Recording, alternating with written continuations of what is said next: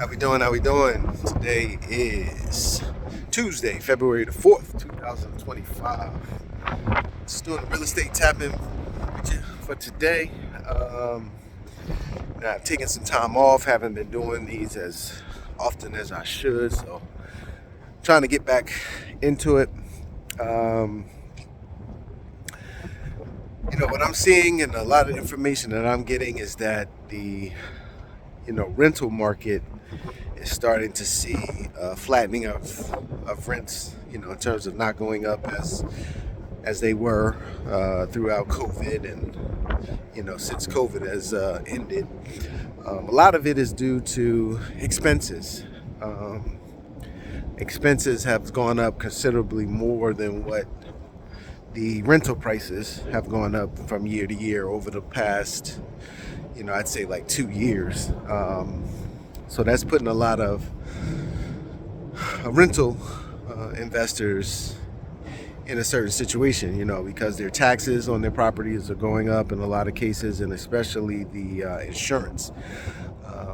Again, when I speak about things, I usually talk about it on a national level. So who's ever watching this, your area may be somewhat different, but nationally, insurance costs and expenses, comes to fixing up things. If you have to, fix up a unit, repair something, all of those things, have been going up. So that cuts into your profits at the end of the year. And the reason why I bring this up is because a lot of people that have rental portfolios, whether they be single family or multifamily, you want to consider looking into doing a note on the property, creating a note. We're seeing on average people doubling, if not tripling, the amount of cash flow that they get on the property as a note investor, as opposed to a rental investor. So it's something to definitely look into. Run the numbers based on your situation.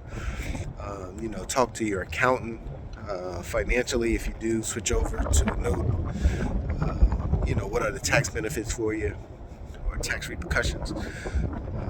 But you can definitely see an increase in your profit going up because you don't have as many expenses when you're a note investor as you do as a rental investor. So, and the other thing I wanted to talk about is, everybody talks about shortage of properties on the market and there was a lack of building.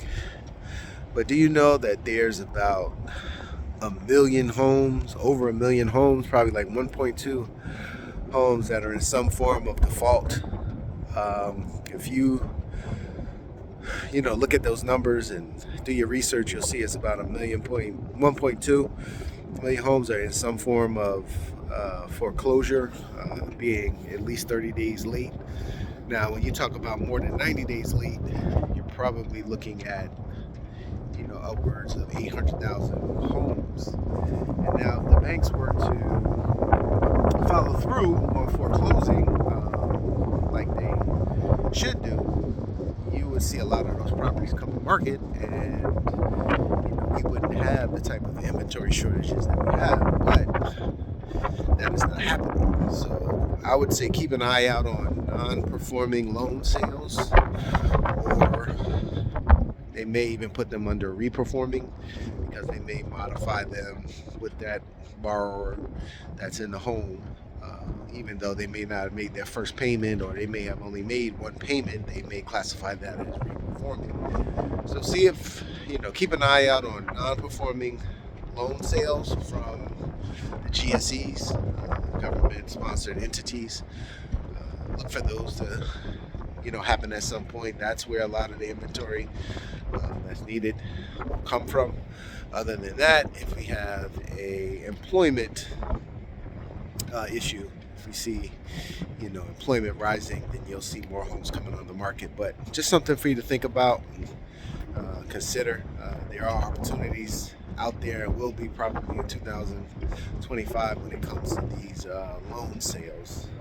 Don't know when they're going to happen, but I would think that at some point this year they're going to start to roll those out.